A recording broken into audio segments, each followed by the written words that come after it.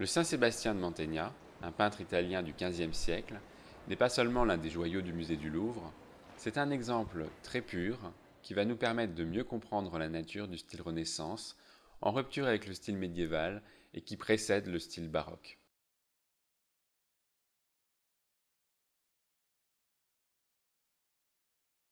Son contenu est à la fois très réaliste, très facile à identifier, mais en même temps très énigmatique. On voit donc qu'il représente un homme, Saint Sébastien, criblé de flèches, ligoté aux bras et aux jambes. C'est la figure d'un martyr. On y distingue des détails immédiatement frappants par leur réalisme. D'abord la forme des traits, c'est-à-dire des flèches sous la peau. Ensuite le sang qui coule et qui forme des perles, ou tache le tissu, ou encore les pieds. On note les cordes qui déforment les bras, ou les jambes qui sont ligotées, ou le visage marqué et très antipathique des archers qui s'en vont après avoir criblé Saint-Sébastien de flèches.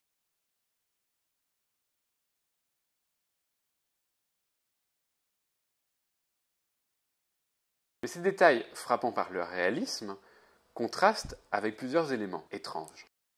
Tout d'abord, l'attitude du martyr, qui survit aux flèches, a une attitude noble et impassible, semblable à celle d'une statue.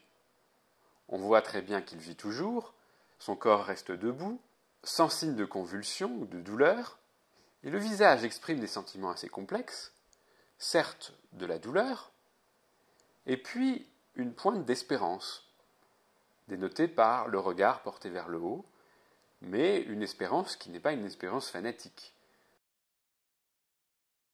Autre élément énigmatique, le paysage dans lequel se déroule la scène. C'est un paysage antique, largement en ruine. La nature reprend ses droits. Un figuier pousse au pied de la colonne. Le lierre grimpe sur les ruines. Et un pied sculpté, seul vestige d'une sculpture de la taille du saint, est mis en parallèle avec celui du saint. Enfin, une ville imaginaire qui est à l'arrière-plan. On distingue un forum, c'est-à-dire le lieu où avait lieu le marché dans les villes antiques.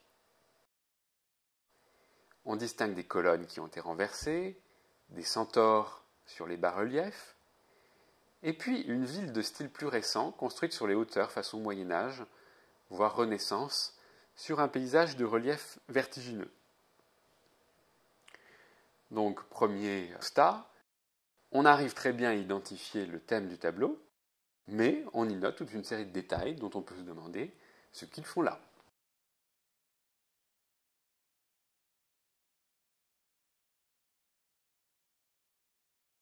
Et ce qu'il faut observer alors en troisième lieu, c'est que si nous nous posons cette question du sens des détails, au-delà de la beauté spécifique que peuvent avoir les anatomies, les tissus ou les outils, c'est qu'il y a une mise en scène sous-jacente effectuée par Mantegna qui est extrêmement sophistiquée. Tout d'abord, la toile fonctionne comme une scène de théâtre. Comme sur une scène, les personnages sont grandeur nature, et le paysage est représenté en perspective, comme une scène réelle, en respectant les lois de l'optique. Comme pour suggérer ensuite une fenêtre transperçant un mur de pierre, Mantegna a peint un mince cadre rouge, imitant le porphyre. Le choix de cette roche rouge ne doit rien au hasard. Elle symbolise le sang du Christ, mais aussi les empereurs romains depuis l'époque de Dioclétien, qui a vécu au IIIe siècle, et qui est aussi celui qui a demandé la mise à mort de Sébastien.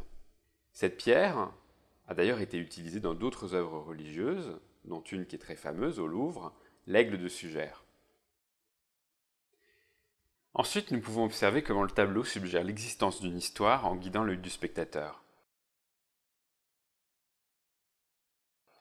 Logiquement, l'œil est d'abord attiré sur le corps du saint, puisqu'il est placé au centre, mis en valeur par la colonne et plus lumineux que les autres détails. L'œil revient ensuite du torse vers le bas pour considérer les flèches et fort logiquement les bourreaux qui sont responsables du martyre. Notre regard est comme mis sur des rails par les cannelures, la ligne des muscles, mais aussi par l'orientation des flèches ou les coulées du sang. Ensuite, tout un réseau de lignes nous engage à changer de direction. Les cordes attachées sur le côté pointent vers la ville, la forme de l'arc s'insère presque exactement dans le chemin. Nous nous engageons donc sur le chemin et à remonter jusqu'au forum.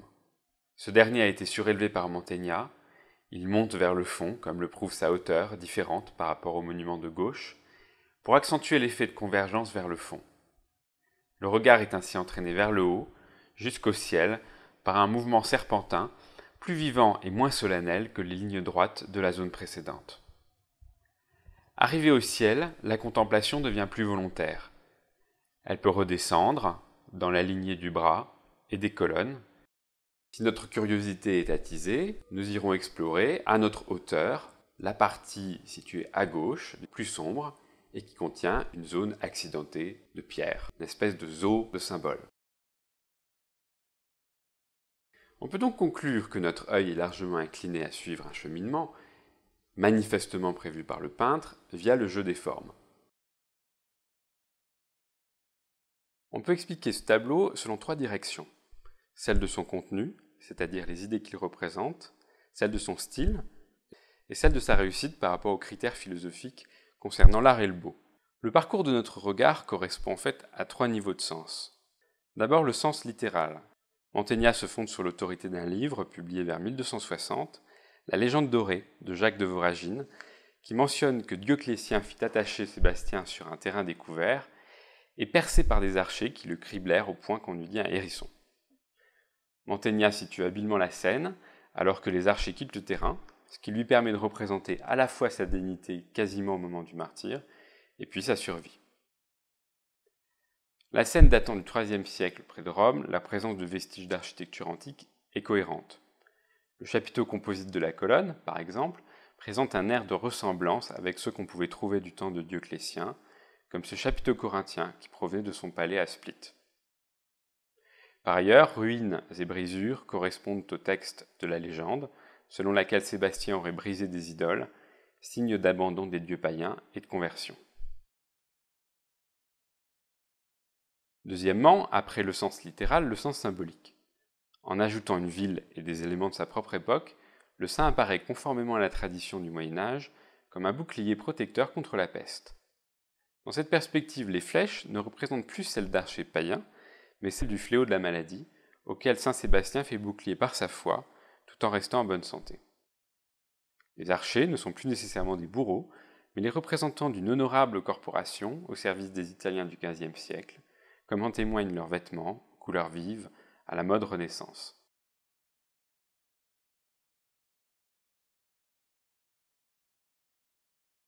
Troisièmement, après le sens symbolique, le sens religieux. Mantegna reprend une idée qu'il avait exploitée 20 ans auparavant, alors qu'il était âgé de 29 ans.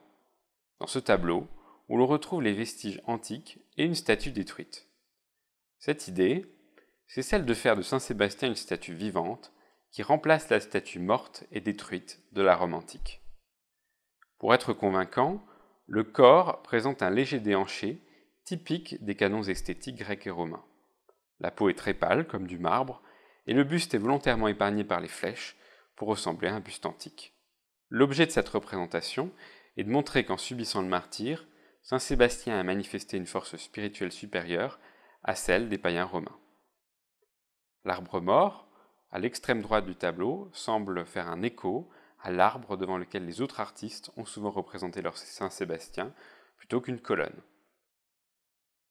Le tableau manifeste ainsi, paradoxalement, à la fois une admiration pour la civilisation antique, dont les ruines sont présentées avec beauté et grandeur, mais aussi une affirmation du dépassement de cette civilisation par l'esprit chrétien, dont le figuier symbolise l'Église, alors que la sandale représente la chute des empereurs. Témoins de cette gradation, les 3 villes, qui sont d'autant plus proches du ciel qu'elles sont contemporaines. Tout se passe comme si la ville de la Renaissance devait faire la synthèse entre la ville antique, certes ouverte aux sciences mais païenne, et la ville médiévale, certes chrétienne mais moins éclairée par la raison. Examinons maintenant la relation au style et aux intentions de l'artiste dans le contexte de la Renaissance. L'histoire de Mantegna ressemble à un conte moral. Né pauvre d'une famille paysanne, il parvient jusqu'au titre de chevalier grâce à son talent et à l'intelligence de mécène. L'époque est exceptionnelle. Né l'année où la France met Jeanne d'Arc en procès, il voit l'invention de l'imprimerie, la chute de Constantinople, la découverte de l'Amérique, et meurt alors qu'on découvre l'une des plus grandes œuvres d'art antique de tous les temps, le Laocoon. Mantegna contracte très tôt le virus de l'Antiquité, entre environ 14 et 17 ans, dans une école d'apprentissage très stimulante, surnommée la Maison Relief parce qu'elle contenait l'une des plus grandes collections d'antiquités, pièces de monnaie, médailles et sculptures, destinées à être copiées pour former les élèves. L'un des premiers chefs-d'œuvre de Mantegna, la fresque des Eremitari, détruite en 1944, témoigne de cette passion. Mais cette sensibilité pour l'antique n'est pas une nostalgie. Elle correspond au projet ambitieux de tous les artistes renaissants de surpasser leurs inspirateurs romains et antiques en unissant l'art aux sciences et en travaillant selon une méthode. La perspective accroît par exemple les possibilités de représentation.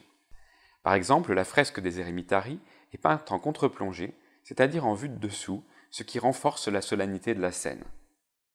L'étude rigoureuse des architectures, d'après les vestiges archéologiques, permet également aux artistes de recréer des bâtiments imaginaires à l'antique, comme on peut le voir dans ces nombreux exemples de tableaux de Mantegna.